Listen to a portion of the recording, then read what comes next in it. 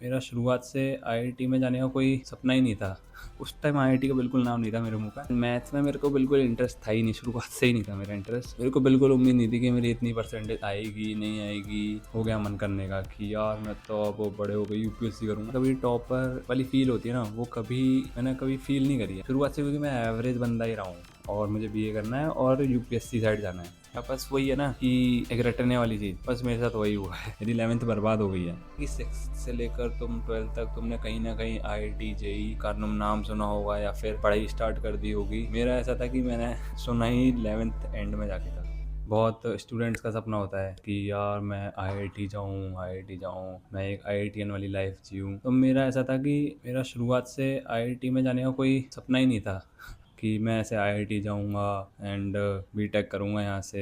तो मेरा कोई ऐसे कंफर्म नहीं था, ना मुझे कोई होश था कि मैं क्या कर रहा हूँ अपनी लाइफ में, क्या नहीं कर रहा हूँ। तो यही था मेरा बस। हेलो एवरीबॉडी, एंड इस वीडियो में मैं तुम्हें अपनी माई आईआईटी जे स्टोरी बताने वाला हूँ कि कैसे मैं आईआईटी रुड़की तक पहुँचा। तो मैं तुम्हें आज अपनी पूरी स्टोरी बताता हूँ कि एकदम स्टार्टिंग से लेकर और यहाँ तक मैं कैसे पहुँचा हूँ, है ना। तो धीरे धीरे शुरू करते हैं, लेट्स गेट स्टार्टेड। तो मैं तुम्हें ले चलता हूँ पहले एकदम पास्ट में ले चलता हूँ, अपने 6th क्लास से। ऐसा होता है कि बहुत सारे बच्चे आईआईटी जेई जो करते हैं तो वो 6th क्लास से अपनी प्रिपरेशन शुरू कर देते हैं। लेकिन मेरा ऐसा था कि मेरे को कुछ पता नहीं था कि यार क्या करना है क्या नहीं करना है। 6th क्लास में किसी को क्या ही पता चलता है कि 6th क्लास में सब मस्ती मजाक ये सब चलता रहता है एकदम। तो किसी को कुछ पता नहीं रहता है, बस टीचर आ रहे हैं पढ़ा दे रहे हैं, बस हम पढ़ ले रहे हैं मजे से एकदम, और जो भी आ रहा है। तो 6th 7th 8th इसमें यही किसी को बंदे को किसी को पता ही नहीं रहता है ना, ज़्यादातर मोस्टली को नहीं पता रहता है कि आईआईटी जेई कुछ है नहीं है, किसी को पता नहीं रहता है। तब फिर क्या हुआ, 6th 7th 8th मेरी ऐसी निकल गई। फिर 9th 10th में क्या करा, 9th में मेरी पढ़ाई हुई थोड़ी बहुत। फिर 9th के एंड में कोरोना आ गया। कोरोना आ जाता है, कोरोना में तो तुम्हें भी पता है कि लॉकडाउन लगा, ना पढ़ाई हुई, क्लासेस हो ही नहीं रही, स्कूल बंद हो गए। फिर उसके बाद 9th में थोड़ी बहुत पढ़ाई हुई।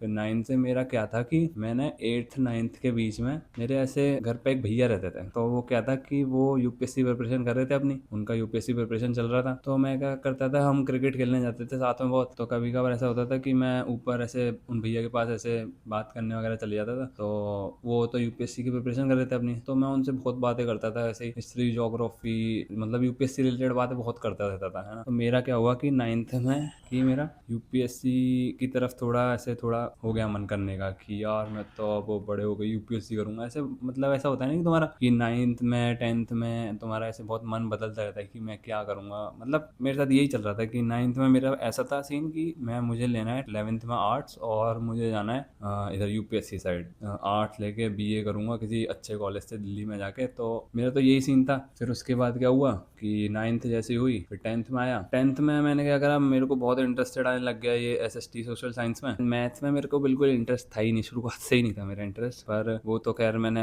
10th में करी कैसे ना कैसे मैथ्स। फिर उसके बाद क्या हुआ, मेरे को बिल्कुल उम्मीद नहीं थी कि मेरी इतनी परसेंटेज आएगी नहीं आएगी। तो फिर क्या हुआ, मेरे 10th में 89 परसेंटेज है। तो मैं खुश रहा, थोड़ा बहुत खुश, क्या मैं तो बहुत खुश हो गया। लेकिन घर वाले थे कि उन्होंने कहा कि तू और अच्छा बेटर परफॉर्म कर सकता था। पर घर वाले ने कहा कि चल कोई बात नहीं, ये भी अच्छी बात है, आगे से और अच्छा करना है ना। तो फिर बस मेरा यही हो गया कि 10th हो गई। फिर उसके बाद मेन डिसीजन आता है कि आगे क्या करना है। तो मैंने तो ऐसे रट लगा ली थी कि यार मैं तो आर्ट्स लूंगा। पर घर वालों ने कहा कि यार आर्ट्स लेके क्या ही करेगा, मतलब आर्ट्स में इतना स्कोप है नहीं। मतलब आईआईटी का तो नाम नहीं था मेरे उस टाइम, आईआईटी का बिल्कुल नाम नहीं था मेरे मुंह पे। मेरा था सिर्फ कि आर्ट्स लेना है और मुझे बीए करना है और यूपीएससी साइड जाना है ना। ये था मेरा शुरुआत से ही। तो फिर क्या हुआ, फिर मैंने ऐसे ही 10th कर ली। तो हमारे यहाँ ऐसा था कि कोई बंदा अगर 10th में 85 प्लस या फिर अच्छे लाइन ला रहा है ना 80 90 में, तो उसको ऐसे मैथ साइंस दिला देते थे। उनको लगता था कि मैथ साइंस जो है वो तो यार कोई पढ़ने वाले बच्चे ही पढ़ सकते हैं। लेकिन ऐसा मेरे हिसाब से तो नहीं है यार। मैथ साइंस कोई ऐसे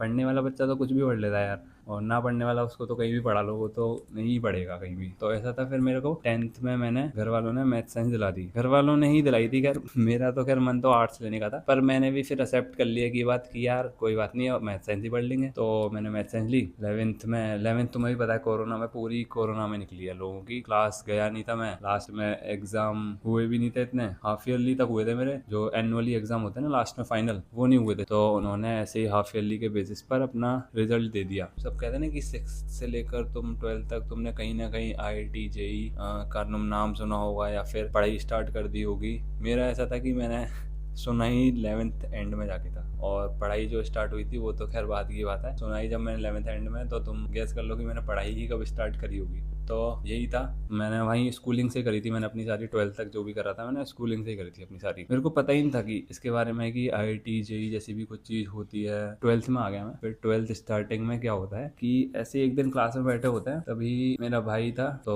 उसको आइडिया था IIT JEE का, लेकिन मेरे को बिल्कुल नहीं था। तब मेरी बहन ने भी बताया मेरे को थोड़ा बहुत कि IIT JEE के बारे में, मेरी बड़ी बहन ने। तो फिर मैंने थोड़ा बहुत सर्च करा कि यार ये IIT JEE क्या है, कैसे होता है, क्या नहीं होता है। तो फिर मैंने ऐसे खुद यूट्यूब पे देखा IIT JEE के बारे में। मैंने कहा अच्छा ऐसे इंस्टीट्यूट्स होते हैं एंड इनसे ऐसे करोड़ों के पैकेज लगते हैं। तो मैंने सोचा कि यार ये तो बहुत सही चीज़ है। फिर 12th में एक दिन ऐसे ही मैं क्लास में बैठा हुआ जब मुझे सब कुछ पता चल गया था IIT JEE के बारे में 12th में। तब फिर मैंने ऐसे ही बैठ के सोच रहा हूँ कि यार क्या करूँ, मतलब JEE साइड जाना चाहिए मुझे या नहीं जाना चाहिए। पर मैं ये बात 12th में जाके सोच रहा हूँ, है ना। तो मतलब इंस्टाग्राम पे मेरे पास इतने सारे DM आते हैं ना कि यार सबसे पहले तो मैं उन्हीं का जवाब देता हूँ कि यार बहुत सारे बच्चे होते हैं भैया कि मेरा 11th पूरा बर्बाद हो गया है, 10th भी बर्बाद हो गया है, तो क्या मैं 12th में JEE कर सकता हूँ। अरे भाई तुम्हें 10th में पता चल गई, 11th में पता चल गई, मेरे को तो पता चली थी 12th मिड में। और जब भी मैंने लाइक JEE निकाल लिया था अपना यार, तो ऐसा नहीं है कि तुम्हें कब पता चल रही है, ये डिपेंड नहीं करता है। ये डिपेंड करता है कि तुम पढ़ाई किस तरीके से कर रहे हो। तो फिर एक बार क्या हुआ, प्रिंसिपल सर आते हैं क्लास में, तो उन्होंने पूछा मेरे से, क्या पूरी क्लास से ऐसे पूछा, ऐसे सब बच्चे बैठे हुए थे, तुमने क्या सोचा है, मतलब 12th के बाद आगे तुम्हारा क्या प्लान है, क्या करना चाहते हो तुम? तो फिर मेरे साइड ऐसा था कि मैं एक तो भरतपुर से बिलोंग करता हूँ, तो फिर मेरे साइड ऐसा था कि बंदों में आर्मी का क्रेज बहुत है। पूरी क्लास में 80 बच्चे थे, 80 के समथिंग, 60 से 80 के बीच में शायद। और उनमें से सिर्फ 5 या 6 लोगों ने सिर्फ ऐसे बोला था कि हाँ IIT जाना चाहता हूँ, बाकी सब NDA वाले थे, NDA। तो मेरा था कि IIT JEE करना है। तो फिर सर ने पूछा कि हमसे 4-5 लोगों से, तुमको क्यों जाना है IIT JEE करनी? तो फिर मैं बोलता हूँ सर से कि सर मैंने सुना है वहाँ करोड़ों के पैकेज लगता है, मैंने सुना है, यूट्यूब पे भी देखा है। सर बोलते हैं हाँ बात तो तुम सही कह रहे हो, पर उसके लिए मेहनत भी बहुत करनी पड़ती है। मतलब मेहनत तो करनी पड़ेगी अगर तुम्हें इतना अच्छा टॉप इंजीनियरिंग इंस्टीट्यूट चाहिए तो फिर क्या हुआ, 12th प्री बोर्ड्स हो रहे थे मेरे। तो प्री बोर्ड्स में क्या हुआ कि मैं ऐसे करता था 12th में कि जैसे भी कोई सब्जेक्ट चल रहा है मेरे को वो समझ में नहीं आ रहा है, तो मैं क्या करता था कि यूट्यूब पे लेक्चर्स देख लिए, है ना। यूट्यूब पे मैं केमिस्ट्री के बहुत लेक्चर देखता था, केमिस्ट्री के तो मैं यूट्यूब से ही पढ़ता था। मतलब सर जो क्लास में पढ़ाते थे मैं उस पर ध्यान देता था, मतलब पर वो मैं पहले से ही पढ़ के आ जाता था क्लास में, तो इसलिए मेरी केमिस्ट्री बहुत स्ट्रांग हो रखी थी। मैंने केमिस्ट्री पे बहुत ध्यान दिया था, केमिस्ट्री पे, फिजिक्स पे, मैथ्स पे मेरा बहुत कम ध्यान था। मैथ्स क्या था यार, मैथ्स में समझ में नहीं आती थी, मोस्टली समझ में आ भी जाती थी तो क्वेश्चन सॉल्व नहीं होते थे। तो फिर क्या हुआ, मैथ्स पे मेरा कम ही ध्यान रहा शुरुआत से। फिर क्या हुआ, मैं मैथ्स में क्या वो केमिस्ट्री में क्या करता था, जैसे मुझे पता चलता सर अगला चैप्टर पढ़ाने वाले नॉमेनक्लेचर, तो मैं क्या करता था, मैं पहले ही पढ़ के आ जाता था 12th में 11th में जब भी, तो मैं पहले ही पढ़ के आ जाता था। और सर जब पढ़ाते थे ना तब मैं ऐसे आगे से आगे जवाब दे रहा था कि सर हाँ सर ये होगा, हाँ सर ये होगा। तो सर मेरे को पूछने लग गए कि तू क्या ट्यूशन वगैरह जाता है क्या? मैंने कहा नहीं नहीं मैं कोई ट्यूशन नहीं जाता। फिर मैंने कुछ नहीं बोला सर को। फिर मैं अपने चुपचाप ऐसे अलग कॉपी नोट्स बना लिए, तो उनमें मैं क्या करता था, केमिस्ट्री के खुद से पढ़ के पूरे 12th के 11th के ऐसे अलग से नोट्स बना लिए यूट्यूब से। और मैं यूट्यूब पे मैं बताऊँ तो मैं सबसे बेस्ट जो मुझे लगता है ना केमिस्ट्री के सर, मैंने जिनसे पर्सनली पढ़ा है वो मुझे पंकज सर लगता है। सही में भाई पंकज सर एकदम मतलब बहुत बढ़िया पढ़ाते हैं, PW के। तो फिर क्या हुआ, मैंने ऐसे 12th कर ली अपनी। 12th में फिर प्री बोर्ड्स में मैं ऐसे ही पढ़ता था यूट्यूब से, प्री बोर्ड्स भी दे लिए मैंने। फिर क्या हुआ कि 12th के आ गया मेरे बोर्ड्स। जब मैं बोर्ड्स देने जाता था तो एक बार तो मेरा लेट भी हो गया था एक एग्जाम, और वो भी मैथ्स का ही हुआ था, जिसमें मेरे को उम्मीद भी नहीं थी कि यार इतने अच्छा जाएगा, मेरा नहीं जाएगा। गया, मेरे को पता नहीं कैसा था, पर नंबर मेरे अच्छे खासे आ गए थे। नंबर मेरे 12th बोर्ड्स में 97 कुछ आए थे, 96 आए थे शायद, हाँ 96 आ गए थे मेरे। तो मेरे को इतनी उम्मीद भी नहीं थी कि यार मेरे इतने नंबर आएंगे, पर आ गए वो, पता नहीं कैसे आ गए। पर फिर क्या हुआ, 12th में ऐसा था कि घर वाले वही होते हैं कि यार 90 अबव हो जाता है ना, 90 अबव नंबर, तो तुम्हारी एक अलग वैल्यू हो जाती है थोड़ी सी घर में, रिलेटिव्स में। तो लेकिन मेरा ऐसा था कि यार मेरे को कोई दिक्कत नहीं है 90 अबव बने या 90 लो बने, मेरे लिए परसेंटेज कोई मैटर नहीं करती है। पहली बात तो घर वाले तो बात समझते हैं, चलो कोई बात नहीं, घर वाले तो समझते हैं, लेकिन एक रिलेटिव्स होते हैं ना, वो ऐसे कंपटीशन करते हैं एक दूसरे बच्चों का कि यार कि इसके इतने हैं, उनके इतने आए तो तू उनसे ज्यादा नंबर लाना, वो करना। और मुझे ये भाई एकदम बकवास चीज लगती है, मैं सच बता रहा हूँ, रियलिटी एकदम, कि मुझे इसमें कोई मतलब नहीं होता कि यार उसकी जॉब कहाँ लग गई, इसकी ये लग गई, मुझे इससे कोई मतलब नहीं होता।